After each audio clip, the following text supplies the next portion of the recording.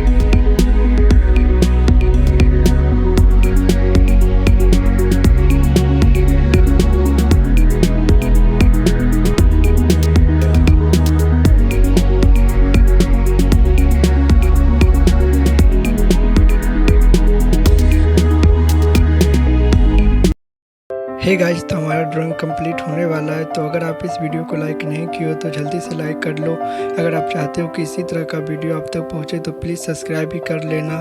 तो आपको ये वीडियो कैसा लगा प्लीज़ कमेंट में बताना। तो चलिए अगले वीडियो में फिर मिलते हैं, तब तक के लिए जय हिंद।